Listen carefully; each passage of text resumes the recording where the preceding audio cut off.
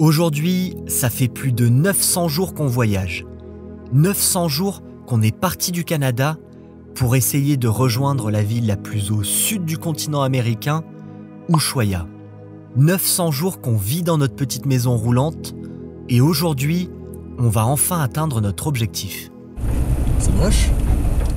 Pour la première fois du voyage, on a mis notre GPS et là, la destination finale, c'est Ushuaia. Donc on arrive à Ushuaia. Oula, attends, je vais me prendre un camion avant d'arriver à Ushuaia, ça va me faire bizarre. Donc là, on arrive à Ushuaia dans 2h35 minutes. Il nous aura fallu 2 ans et 5 mois pour faire Canada-Ushuaia. Je ne sais pas trop à quoi m'attendre sur l'arrivée à Ushuaia parce que du coup, comme on a été très lent pendant ce voyage, on a vu plein de gens arriver à Ushuaia avant nous et poster des photos sur Instagram. Moi, j'ai un peu cette vision d'une genre de... un peu comme l'entrée d'un parc national, une grande porte en bois avec marqué en gros Ushuaia. Mais je ne sais pas si c'est vraiment ça l'entrée de la ville. Je sens que je vais être déçu si c'est pas ça. Donc c'est parti, direction Ushuaia. La première chose qui nous a marqué en arrivant vers Ushuaia, c'est les montagnes. Vous ne l'avez peut-être pas remarqué, mais ça fait très longtemps qu'on n'en a pas vu. C'est simple, la dernière fois qu'on a grimpé sur une montagne, c'était à Rio, soit 6000 km plus au nord. Car oui, la route qu'on a prise ces derniers mois, qui longe l'océan Atlantique de Rio à Ushuaia, est extrêmement plate. Et je pense qu'on peut le dire, parfois un peu ennuyeuse. Mais après 2 heures de route au milieu de ces montagnes enneigées, on arrive enfin à Ushuaia et on va vous montrer comment faire pour être un vrai influenceur sur Instagram. C'était ça à laquelle je pensais, moi? Je sais pas si c'est vraiment ça. Je pense, oui. C'est moche. Les gens, c'était plus beau quand même. Attention, prise pour Instagram en mail. We did it! Yeah! Faut que tu fasses yeah! Yeah! Ah, t'es vrais Instagrammeurs là. Et voilà, nous y sommes, regardez. Alors c'est pas exactement ce que j'imaginais, je pense que moi j'ai vu un autre truc sur internet. Mais là on a quand même... Vraiment, attention Ambrine, je serai le premier de nous deux du coup à mettre le pied à Ushuaia. Là on a quand même le panneau un peu Ushuaia. C'est pas ça que j'avais vu moi. Moi j'avais vu un truc, une arche, c'était pas exactement ça. Mais bon, c'est quand même symbolique. Je vous avoue que les trucs comme ça, normalement un peu symboliques, personnellement j'en ai un peu rien à faire. Mais j'avoue que quand même, voir marqué Ushuaia, je me dis ça fait 2 ans et 5 mois qu'on va en cette direction. Donc je suis quand même content d'être arrivé. On va demander à Ambrine. Ambrine, toi aussi tu es contente? Je suis très contente. On aura mis le temps, mais on y est arrivé. Les objectifs Ushuaia sont enfin à Ushuaia. Le van aussi est arrivé. Gilbert, on est tous les 3 arrivés à Ushuaia. Alors après, je vous préviens, on va pas fondre en larmes devant la caméra. Parce que, bon, déjà c'est pas trop notre nature. Et surtout en réalité, Ushuaia, c'est pas... Enfin, pour nous, c'est pas du tout la fin du voyage. Parce que déjà là, il faut qu'on aille visiter à Ushuaia. Il y a plein de trucs à faire à Ushuaia, donc on va y passer quelques temps. Et surtout, maintenant qu'on est arrivé à Ushuaia, il nous reste encore pas mal de choses à faire. Parce qu'il faut déjà qu'on remonte toute la route 40 jusqu'à Santiago. Et là, il y a beaucoup de choses à faire. Ça va nous prendre plusieurs mois, des mois et des mois de faire tout ça. Donc c'est pour ça, on est content symboliquement d'être arrivé à Ushuaia. Par contre, il caille, mais à nos yeux, c'est pas du tout une fin de voyage. Et on sait que là, on a encore des mois et des mois de voyage devant nous. Et concrètement, les plus belles choses à voir en Argentine, on les a pas encore vues. C'est ce qu'on va voir en remontant sur la route 40. Mais bon, quand même content. Petite... Ah non, je pense qu'on n'a pas le droit de coller nos trucs. On ne le collera pas objectif Ushuaia ici. Mais quand même content d'être arrivé. Oh, regarde Ambrine, ce qu'on va voir, normalement. Ça me fait penser un peu à la Norvège. Genre un peu les Lofoten et tout ça. Pour notre première nuit à Ushuaia, on a décidé de dormir un peu en dehors de la ville. Et première bonne surprise, même à 5 minutes du centre-ville, on peut trouver des spots gratuits avec une superbe vue et 100 personnes. Bon allez, on se réveille. Aujourd'hui, c'est le grand jour. On va aller visiter Ushuaia. En fait, c'est juste derrière moi, Ushuaia. Là, on a dormi sur un parking pas très loin de la ville. Mais la ville d'Ushuaia est juste là. Alors le premier truc qu'on va faire, c'est qu'on va pas visiter la ville de suite, mais on va déjà aller faire une petite randonnée. Au vu de ce qu'on a vu sur la carte, c'est quelque chose qu'il doit y avoir derrière ces montagnes. D'ailleurs c'est beau, hein, là regardez, il y a toutes les montagnes, elles sont enneigées. Mais donc l'objectif d'aujourd'hui, c'est d'aller voir ce glacier. Et ensuite, vers midi, là on va aller dans la ville. Et pour fêter notre arrivée à Ushuaia, et comme ça fait plus d'1 mois qu'on n'a pas fait de restaurant, on va aller faire un restaurant mais qui est très typique d'Ushuaia, dans lequel il y a un plat apparemment qu'il faut absolument manger si vous venez à Ushuaia, donc on va essayer ça. On va faire nos bons touristes et on va manger ça. Et nous du coup on a dormi là, seuls, on était tout seuls. le long de cette route. En fait, c'est un genre de parking. En fait, c'est juste un parking parce que là, c'est le début d'un petit sentier de randonnée. Mais bon, ça va cette nuit. Un peu des gens qui ont mis de la musique, mais ça va, relative globalement. Pour cette première journée, on est allé faire la randonnée du glacier Martial, qui est l'une des randonnées les plus connues de la région. Alors, à notre arrivée, la Guarda Park a essayé de nous vendre des crampons à 14 €, mais bon, faut pas déconner. On est des professionnels, nous, et on n'a pas besoin de ça pour marcher dans la neige. Ça glisse un peu. Ouais, mais là, on les aurait pas mis, par exemple. Pour 10 mètres, tu les aurais jamais mis. Bon, on aurait peut-être dû écouter la madame, parce qu'effectivement, c'est pas du tout de la neige, hein, c'est vraiment de la glace. Et ça glisse pas mal, quand même. Donc on va y aller doucement, hein. Regardez ça, on marche dans la neige, carrément. Ça fait je sais même pas c'est quand la dernière fois qu'on a marché dans de la neige. On n'est pas super bien équipé pour ce genre de température. Alors là ça va, hein. En marchant il fait bon. Oh là là, j'avais pas vu. Et là regardez ça, on a une super vue sur là-bas Ushuaia un peu et tout le canal. Ah, Ambrine qui va faire ses premiers pas dans la neige depuis un petit moment. Alors Ambrine, ça fait quoi de marcher dans la neige? C'est sympa. Je pensais que c'était le printemps ici, mais bon. Là c'est sûr il vaut mieux pas glisser parce que il y a un tout petit passage de neige, mais si tu glisses alors, tu meurs pas, hein. Ça, si tu te prends ce rocher là, si tu te prends ce rocher pendant ta descente, là tu prends cher. Et tu as entendu Ambrine? Là c'est une zone, si possible ne glisse pas. Et si tu glisses, bah, tu plantes ton bâton, je rigole pas, hein, mais tu plantes ton bâton contre la neige. Et t'essayes de pas te manger le seul rocher qu'il y a dans cette piste. Après au pire tu vas en bas, c'est pas la fin du monde. Oui, tu vas te faire un peu mal, mais tu vas pas mourir quoi. Vas-y vraiment doucement, hein. Voilà, plante bien tes chaussures et fais une chaussure à la fois. Et plante bien tout.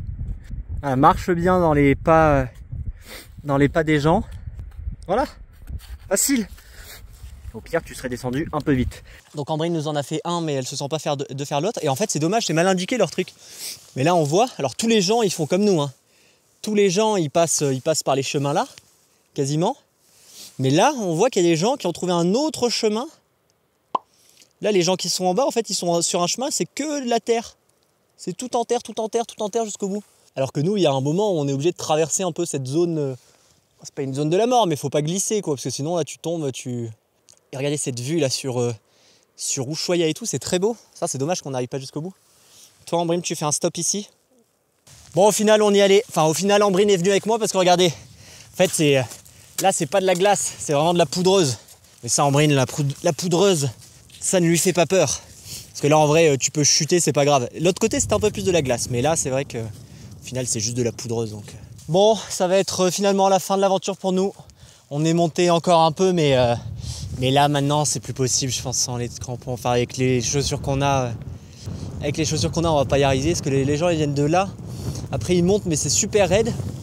Donc ce que je vais faire, c'est que je vais un peu tricher. Alors on a vraiment, ça vaut le coup hein, quand même si on n'est pas allé jusqu'au bout, parce que là, on a une super vue vraiment sur la vallée, sur Ushuaia et tout ça. Mais ce que je vais faire surtout, c'est que là, je vais envoyer le drone pour voir ce qu'il y avait un peu plus haut. Mais là, nous, avec nos chaussures, on va pas y aller.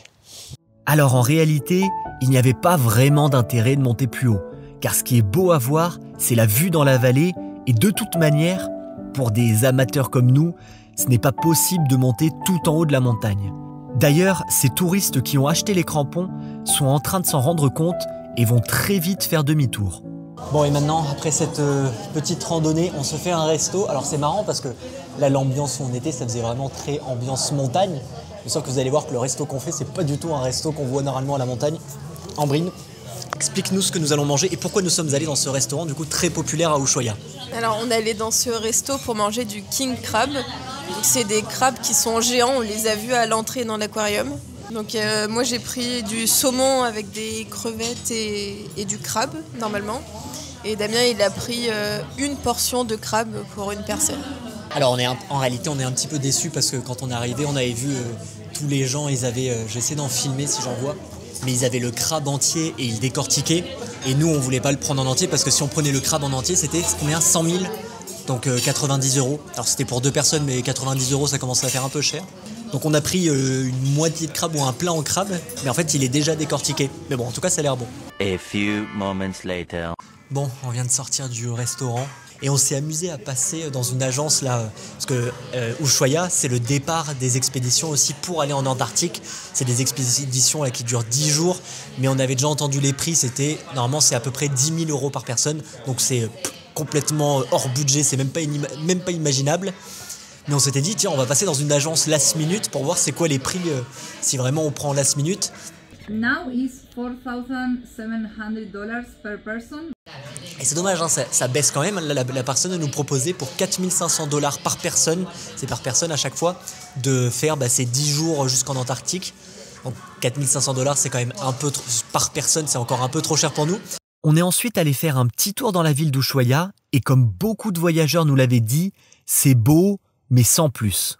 Bon, du coup, ce qu'on retiendra de la ville d'Ushuaia, qui est là juste derrière moi, c'est que bon, la ville Ushuaia, c'est une ville, on le savait, hein, on nous avait dit, hein, c'est une ville basique, il n'y a rien de spécial dans Ushuaia. C'est pas une super belle ville, elle est pas moche, hein, elle est pas moche, mais ça vaut pas par exemple les petits villages de montagne qu'on a en France.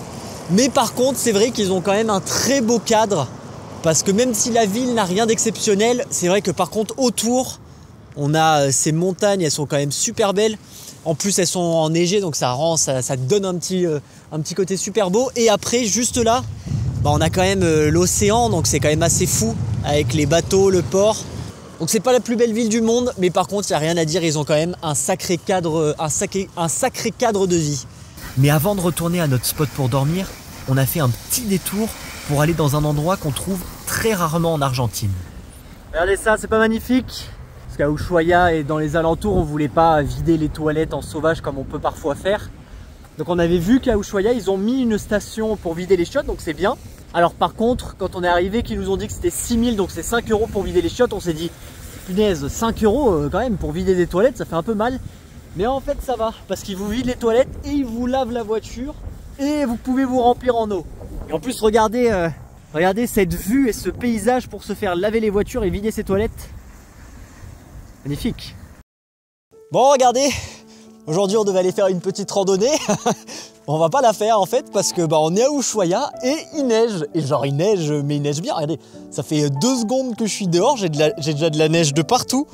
Donc non, aujourd'hui on va rester au chaud dans le van. Mais punaise, on se sera pris la neige à Ushuaia.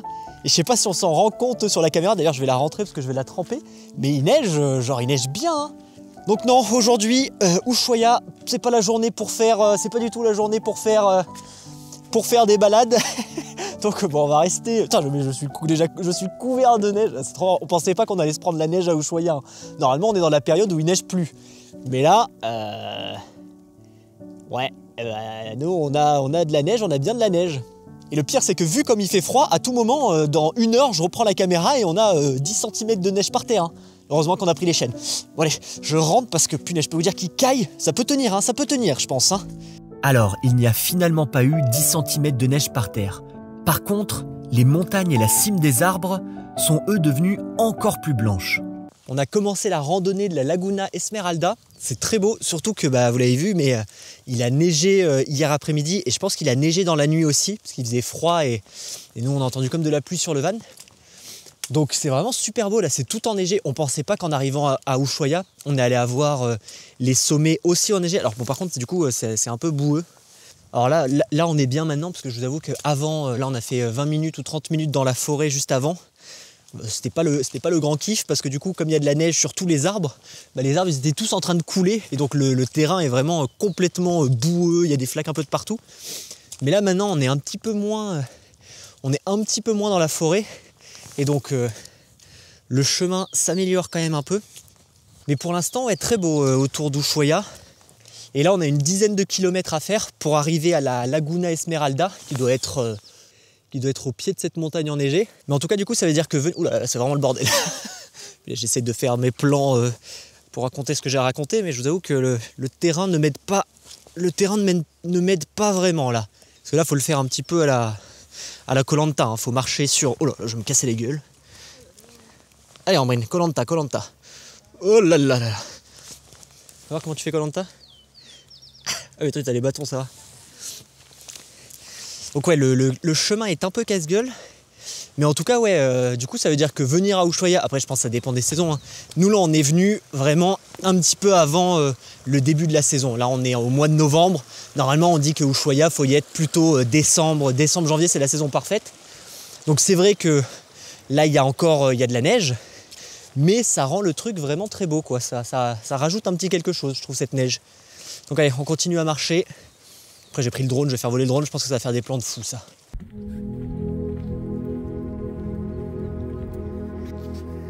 En vrai, nous sommes entourés par la Gadoue. Oh là.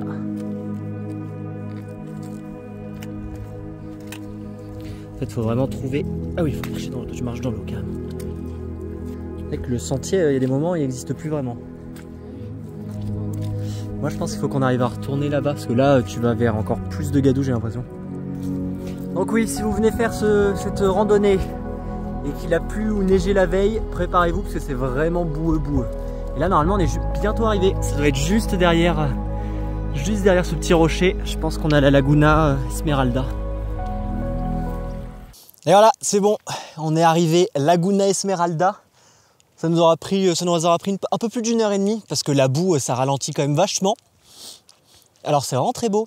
Je pense que la neige, ça rajoute quand même beaucoup dans la beauté de l'endroit. Alors, sans neige, ça doit être très beau aussi. Mais là, j'avoue que les montagnes enneigées, ça rajoute quand même pas mal de choses. Parce que là, la Laguna en elle-même, voilà, elle est basique, on va dire. Je pense que si je fais voler le drone, je vais essayer de faire voler le drone, mais il y a quand même pas mal de monde. J'ai pas envie de faire chier les gens. Mais en faisant voler le drone et l'envoyant dans les montagnes, c'est sûr que ça doit être beau. J'ai bien envie de l'envoyer. Là, genre, faut pas que je le reperde, hein, faut que je fasse gaffe. Là, c'est mon dernier normalement. Donc, je vais essayer de l'envoyer là-bas, là, dans les montagnes. Je pense que ça doit être magnifique. Et effectivement, c'est magnifique. Les montagnes enneigées, le lac, au vu de ce qu'on avait entendu dire d'autres voyageurs qui disaient que la région d'Ushuaia n'avait vraiment rien de spécial, nous, on trouve ça vraiment super beau. Alors, la neige et le fait de ne pas avoir vu une montagne pendant plusieurs mois, ça doit aider, mais vraiment, on est très agréablement surpris de cette région de l'Argentine. La semaine prochaine, on va sortir l'une des vidéos les plus importantes de cette chaîne YouTube, donc pour ne pas la louper, n'oubliez pas de vous abonner et à la semaine prochaine.